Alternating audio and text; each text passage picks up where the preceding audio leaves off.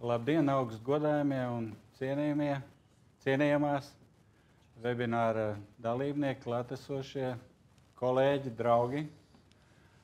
Vispirms es gribu teikt, ja jūs uztaisat ekrāna šāviņu vai nofotografējat šo saiti, tad tur ir viss tās bildītes, ko es jums tūlīt rādīšu. Un vēl es gribu noteikti pateikties Dzīvo siltāk un energoefektīvākā ēka konkursam, ekonomikas ministrijai par uzaicinājumu, piedāvājumu piedalīties šajā webinārā.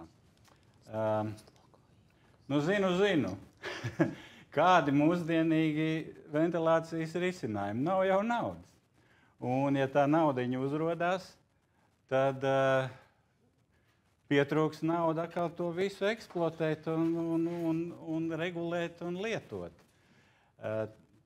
Bet es tikko izlasīju vienā žurnāliņā, laime nav ērce, pati virsū nerāpjās. Līdz ar to mums tomēr ir jāzina, kādi mūsdienīgi risinājumi varētu būt, uz ko mums tiekties. Ja pienāks tie laiki, kad tā naudiņa uzradīsies maķentiņu vairāk. Bez tam daudzi noteikti teiks, paudžu mēs esam mācījušies un starpbrīžos vēruši vaļā logus, dežuranti viņus vēra vaļā. Toreiz eņģis bija logam vienā malā, logs pēc starpbrīža nemaz nevarēja palikt vaļā tādēļ, ka traucēja. Tagad mums ir ielikti kvalitatīvi, blīvi pakešu logi, kurus var ērti atgāzt ventilācijas pozīcijā, un tad viņi arī stāv vaļā vai visu dienu. Tādēļ, ja publiskās ēkās, jebkādās publiskās ēkās ir izbūvēti vērami logi, tad ir pilnīgi skaidrs, ka cilvēki viņus vērs vaļā, tādēļ, ka cilvēki vēlās maksimāli svaigu gaisu. Tikai nepiemirsīsim, ka tas ir putekļains gaiss, autotransporta, industrijas piesārņots gaiss, tas ir ar ziedputekšņiem piesārņots gaiss. Un pats galvenais, ka šis, tātad zināma taisnība ir tiem, kuri pārstāv viedokli, ka var veidināt telpas ar atvērtiem logiem, un tā mums arī atbild, kad mēs braukājam žūrī pa Latviju labāko objektu meklējot vai energoefektīvāko ēku, tad uz jautājumu, kā tad notiks ventilācija, atbild, ka virināsim logus. Zināmā mērā ir taisnība. Ja mēs te paskatītos šī grafikā, kur mums ir temperatūras un mitruma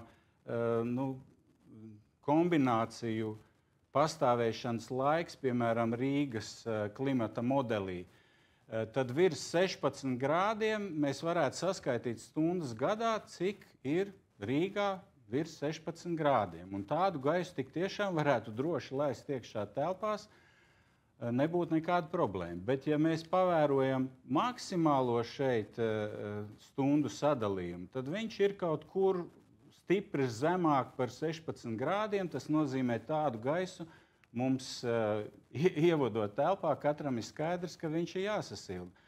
Un ne jau mēs to globālo sasilšanu veicinam ar to pieelpoto gaisu, kas izplūst no ēkas caur logiem. Patiesībā mēs to globālo sasilšanu veicinam ar to organisko kurināmo, kurš mums ir nepieciešams, lai sasildītu to iekšā plūstošo gaisu ar apsildes sistēmām. Tādēļ, protams, nekādā veidā to nevar atzīt par efektīvu risinājumu, un ir jau vairāki piemēri, kur skola ir nosiltināta, nomainīti logi, bet rēķins par siltumu ir dubultojies. Ja? Tādēļ, ka ērti atveramie logi stāv vienkārši vaļā nekontrolēti. Protams, industrija ražo ļoti dažādus logu atvērējus, aizvērējus. Tas nozīmē, ka mēs zinām, kurš atvērs tos logus, tie būs telpu lietotāji, bet pat pastāv jautājums, kurš viņu vērs ciet. Kurš viņu vērs ciet pēc starpbrīža, vai kurš viņu vērs ciet vakarā, kurš viņu vērs ciet sniega vētras gadījumā.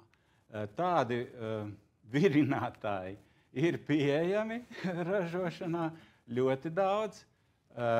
Daži ir pat ļoti eleganti no dizaina viedokļa un apgādāti ar sensoriem, ar devējiem uz ārējā rāmja, ja, kuri signalizē par kaut kādiem ekstremāliem apstākļiem, kad tas loks būtu jāizver.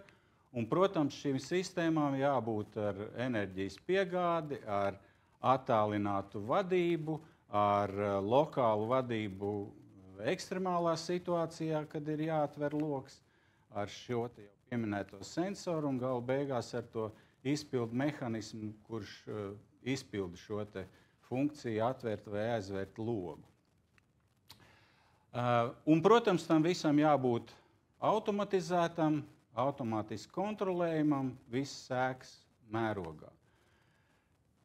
Ja mēs paskatāmies uz standartiem, piemēram, mēs varētu tā spriest. Ja jau amerikāņi, kuriem enerģija ļoti lēta, sastāda standartus, kas vedina uz ventilācijas uzlabošanu un ventilācijas enerģijas patēriņa samazināšanu, tad mums Latvijā ir Eiropas standarti, arī netrūkst standarti ventilācijas jomā, kuri būtu jāpielieto, lai tas viss darbotos labāk un kvalitatīvāk.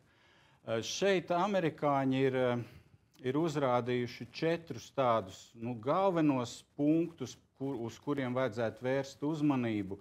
Un te jūs varat izmantot tos atslēgas vārdus, ja jūs vēlaties ievākt informāciju, kas tad tas ir displacement ventilation, demand control ventilation, energy recovery ventilation vai variable speed drive.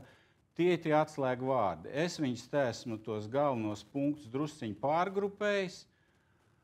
Un tagad varam mudīgi 20 minūtēs par ventilāciju runājot, mēs varam paskatīties. Pirmais, uz ko jāvērš uzmanība, ka mums ir jāpielieto piesārņotā gaisa siltuma atgūšana. Un mēs visi zinām šo terminu rekuperatori. Retāk vai biežāk mēs kļūdamies rotējošo reģeneratoru arī nodēvējot par rekuperatoru, bet patiesībā tas ir akumulējošs materiāls, kurš akumulē siltumu, un to jādēvē par reģeneratoru. Es ļoti gribu vērst jūsu uzmanību uz to, ka eksistē pārslēdzošie reģeneratori, kur šīs te paketes ir daudz, varētu teikt tā, biezākas, apjomīgākas, ja? Un šādi krustveida, viņus var izveidot kā krustveida, tad jūs redzat, ka vienā ciklā šeit izplūstošais piesārņotais ventilācijas gaiss sasilda šo kreisajā pusē izvietoto paketi, un vēsais, svaigais gaiss tiek ņemts caur iepriekšējā ciklā sasilušo paketi un virzīts uz telpām.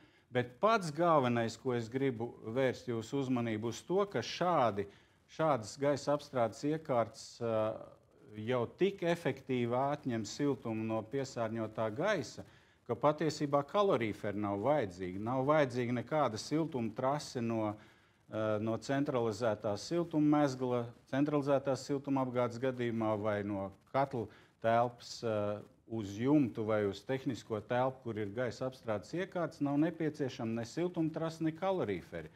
Tādas iekārtas jau diezgan daudzos uzņēmumos ir Rīgā uzstādīts, un mūsu klimatā strādā bez kaloriferiem. Nākošais, otrais punkts ir vērsts uz to, ko amerikāņi atzīmē un ko šeit arī vairākās šīs dienas prezentācijās tika pieminēts, ka patiesībā skolas ir raksturīgas ar ļoti nevienmērīgu telpu izmantojumu. Un augstskolas vēl trakāk. Augstskolās es jums no savas pieredzes varu pateikt, telpas tiek vēl nevienmērīgāk izmantotas. Līdz ar to, protams, ir absurdi, ja, turpināt dzenāt gaisu un sildīt vai dzesēt telpas, kurās cilvēku praktiski nav. Līdz ar to Protams, mums vajadzīgi CO2 devēji, lai mēs zinām, vai tur ir cilvēki, vai tās telpas šobrīd tiek izmantotas, cik intensīvi viņas tiek izmantotas.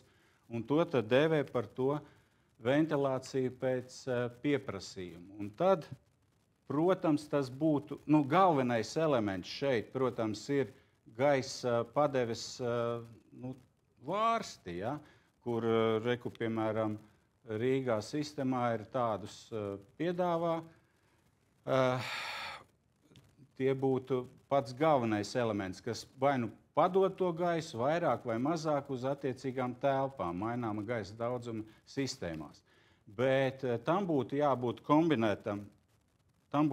kombinētam ar logu kontroli, apkures kontroli un iespējamo dzesēšanas kontroli.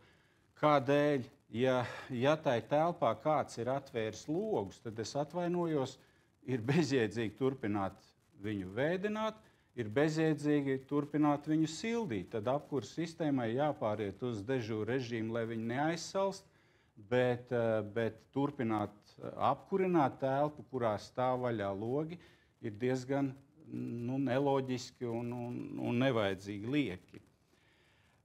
Trešais punkts, ko amerikāņi pieminējuši, un kas, protams, ir visgrūtāk īstenojams kādās rekonstruējumos objektos, ja, bet ja mēs projektējam no jauna ēku vai ja mēs rekonstruējam ēku, tad mēs tomēr varētu izskatīt, nomainīt šo te sajaucošās ventilācijas principu, ja, pret aizvietojošās ventilācijas principu, kas ļauj samazināt pieplūdes gaisa daudzumu telpās, līdz ar to uzlabot arī telpu, šo ventilācijas sistēmu enerģetisko pieprasījumu, ja, samazināt enerģijas patēriņus. Protams, tas arhitektoniski vienmēr nav viegli īstenojams, bet jāmeklē tādas iespējas. Un visbeidzot, tātad maināma gaisa daudzuma sistēmas. Tas nozīmē, ka mēs varam atkarībā no telpas noslogojuma pieprasīt vairāk vai mazāk gaisu, bet te es gribu jums visiem pastāstīt, ka pats speciālistu vidū bieži vien ir alošanās un neizpratne par šādu sistēmu pielietojumu. Pieņemsim, šī telpa tiktu aizpildīta ar cilvēkiem un tiktu palielināts CO2 koncentrācija un automātiskās vadības sistēma saņemtu signālu, ka vajag vairāk gaisa, kaut kāds automātiski kontrolējams vārsts atvērtos, rezultātā spiediens sistēmā kristos, šī gaisa apstrādes iekārta saņemtu signālu, ka spiediens krītās, līdz ar to ventilators pāriet uz lielākiem apgriezieniem, sagatavot vairāk gaisa, bet nevar šī iekārta sagatavot papildus 400 kubikmetru gaisa un nosūtīt pēc adreses uz 205. telpu. Ja? Tas nav iespējams. Līdz ar to visās telpās sāks nākt vairāk gaisa. Tas nozīmē, ka nevar vienu telpu vai dažas telpas apgādāt ar šādiem regulējumiem vārstiem, bet visās pārējās telpās vārstiem ir jāpievērās drusku ciet. Vai jābūt uzstādītiem konstanta gaisa daudzuma vārstiem. Ja mēs konkrēti zinām, ka tajā telpā ir tāds cilvēku skaits, un tāds gaisa daudzums tur ir jāpadod.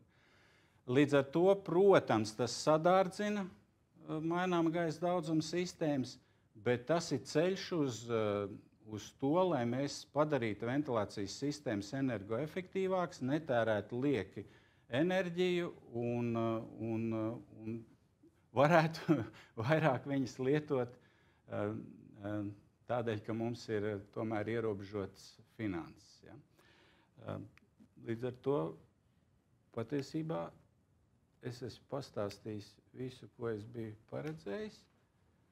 Un paldies par uzmanību, bet, ja jautājumi, labprāt atbildēšu.